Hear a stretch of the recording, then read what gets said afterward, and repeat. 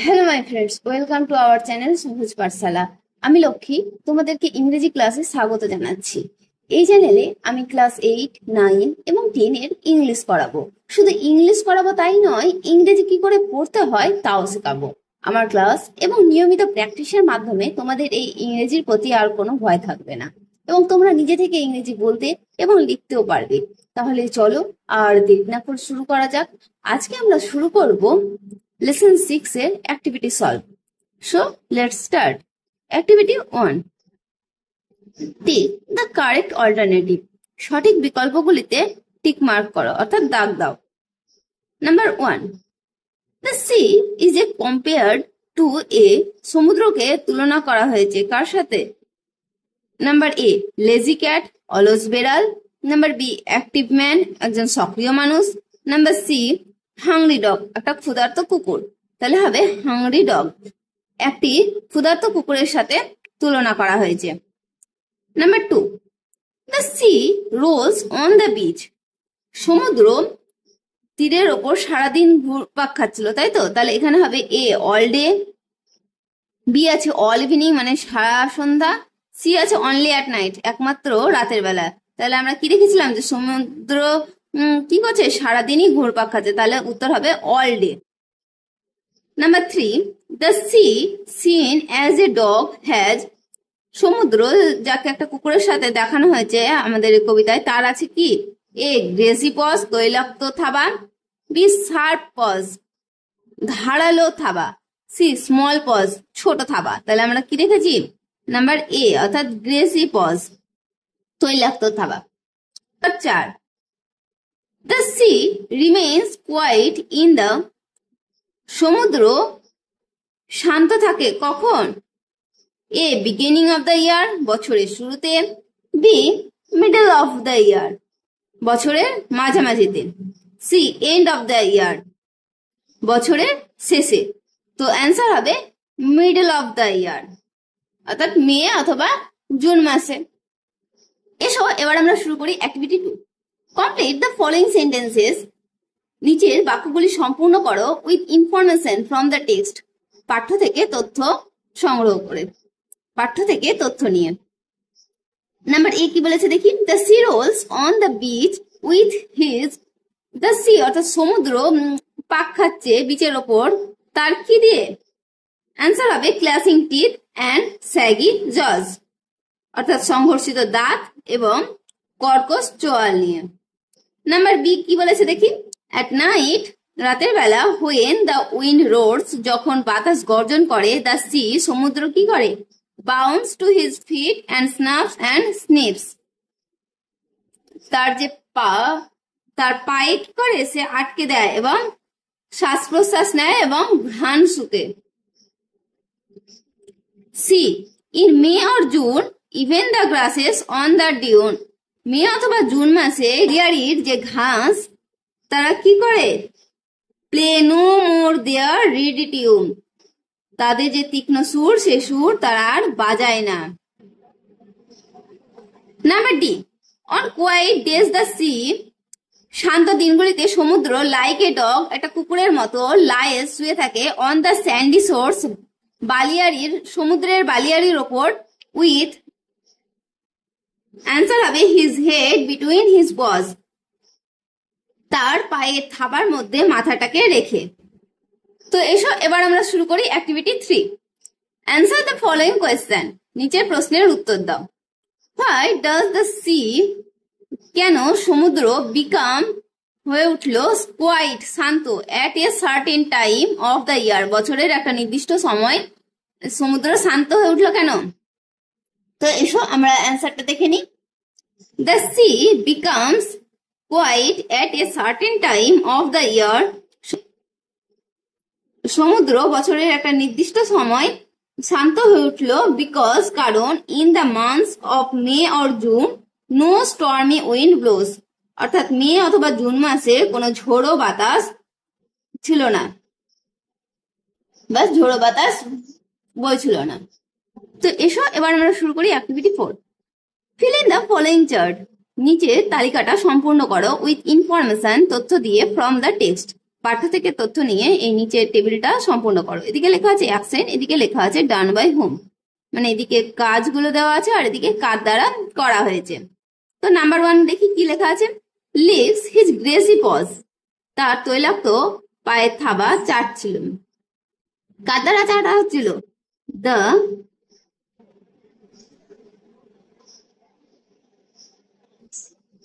Giant C dog, অর্থাৎ যে দৈত্যাকার সমুদ্র কুকুর তার দ্বারাই চাটা হচ্ছিল। রোডস গর্জন করছিল। কে গর্জন করছিল? দা নাইট উইন্ড, রাত্রের বাতাস।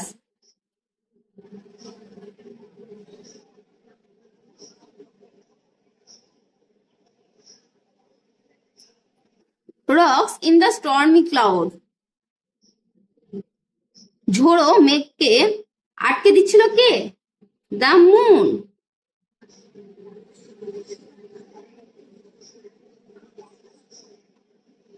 নাম্বার 4 কি বলছে দেখি। স্টপ দেয়ার টিউন, তাদের যে সুর সেটা থামিয়ে দিচ্ছিল। কাদের সুর? কে থামাচ্ছিল? The grasses on the Dune.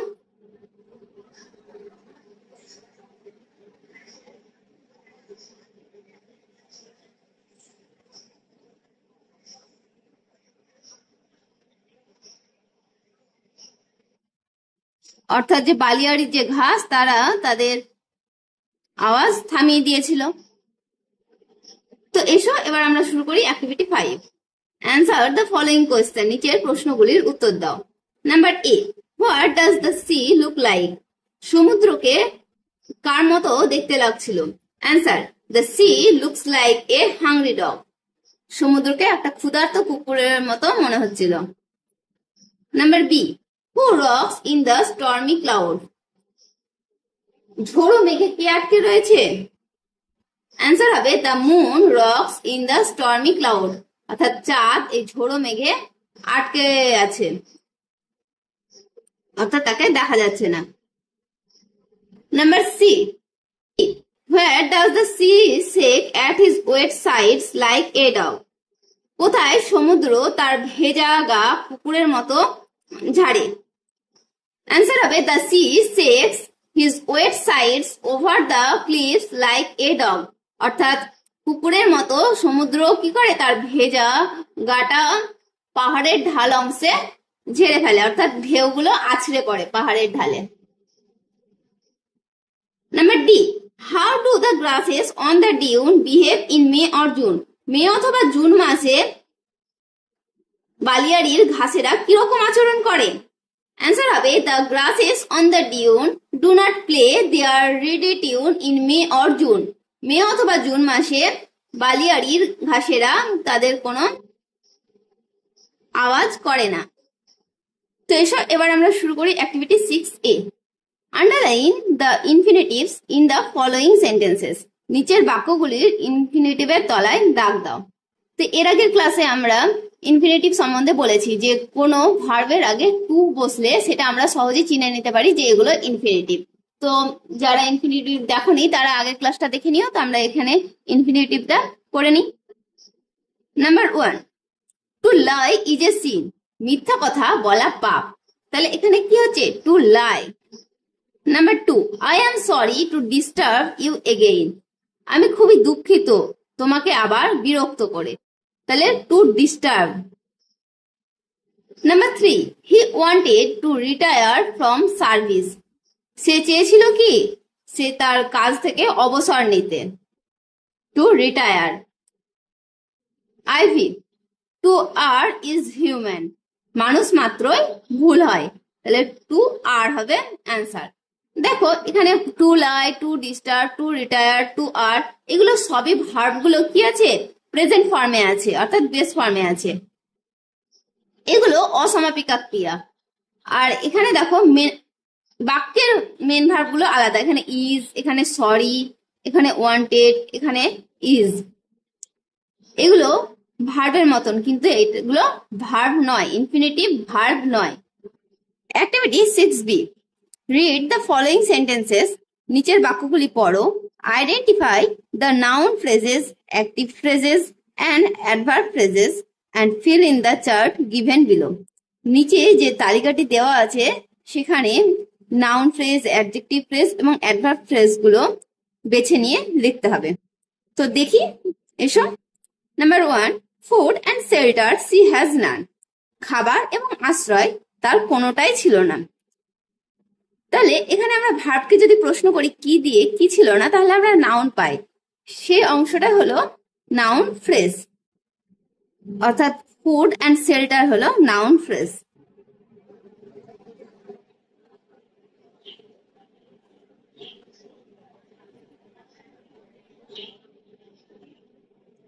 Number 2 কি বলছে দেখি। হার ভয়েস, তার আওয়াজ অর্থাৎ কণ্ঠস্বর, is pleasing to the year. কানের কাছে যখন আসে তখন সেটা খুব আরাম দেয়। তাহলে তার ভয়েসটা কি করছে, আরাম দিচ্ছে তার কানকে। তাহলে টু দ্য ইয়ার এটা হবে adverb phrase.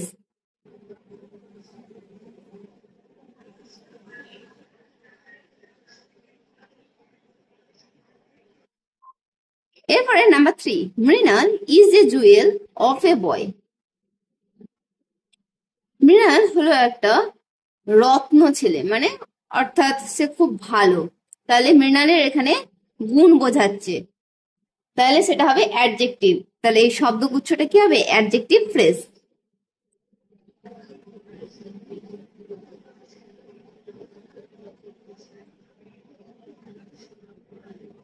Jewel of a boy. Number I কি বলছে দেখি। Feel your yourself at. Home বাড়িতে আছো এরকম স্বাচ্ছন্দ্য বোধ করো। তাহলে বাড়িতে আছো, কোথায় আছো, বাড়িতে, তার মানে অ্যাট হোম, বাড়িতে। তাহলে এটা কি হবে, অ্যাডভার্ব ফ্রেজ। তাহলে এখানে লিখবো at home. Activity 6C, read the following sentences. নিচে বাক্যগুলি পড়ো। Identify the main or principal clause.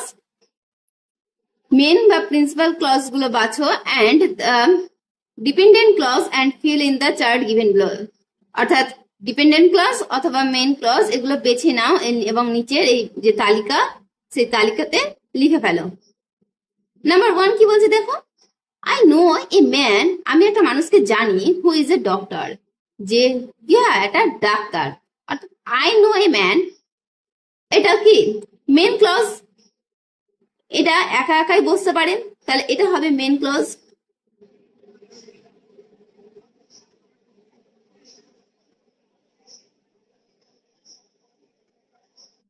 এবং কি হবে, যে হয় একজন ডাক্তার, এটা হবে ডিপেন্ডেন্ট ক্লজ, মানে এই মেন বাক্যের উপর নির্ভর করে আছে।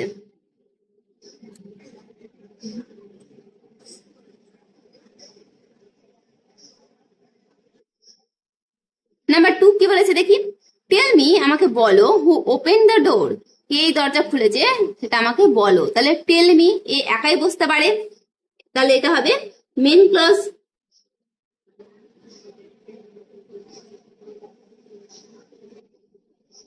হু ওপেন দ্য ডোর এটা হবে ডিপেন্ডেন্ট ক্লজ, এই বাক্যের উপর নির্ভর করে আছে। Number 3, she is the girl, সে হয় একটা মেয়ে, who always takes care of her friends, যে কি করে সর্বদা তার বন্ধুদের খেয়াল রাখে। তাহলে সি ইজ দ্য গার্ল, সে একাই বসতে পারে, তাই না, এই বাক্যটা একাই বসতে পারে, তাহলে এটা হবে আমাদের মেন ক্লজ।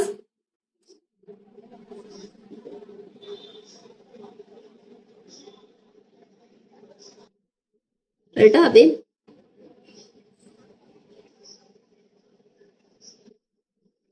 who always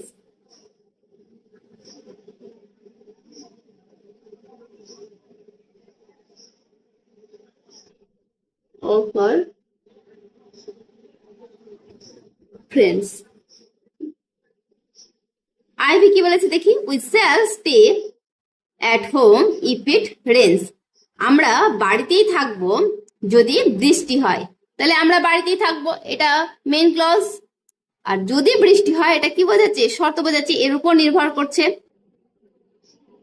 তাহলে হবে we shall stay at home, এটা মেইন ক্লজ।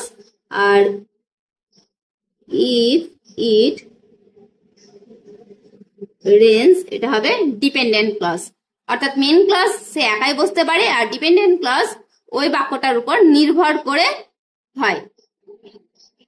তো এসো এবার আমরা শুরু করি activity 7।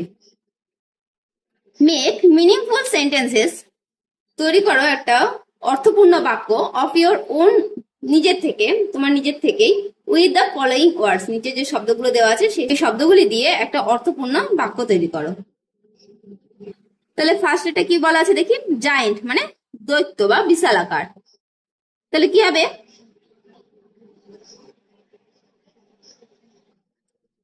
We saw A giant crocodile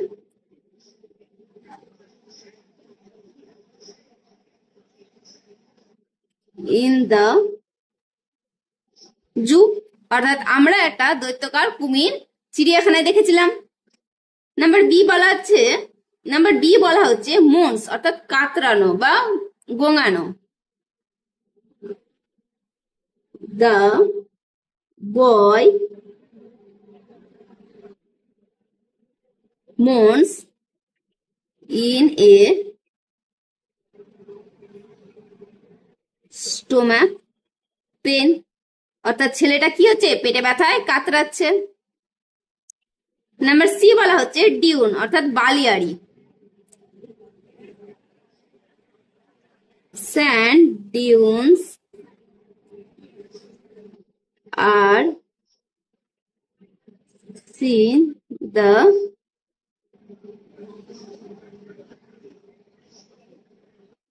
desert, অর্থাৎ মরুভূমিতে কি দেখতে পাই আমরা? বালিয়াড়ি দেখতে পাই। নাম্বার ডি বলা হচ্ছে কোয়াইট, কোয়াইট মানে শান্ত। দ্য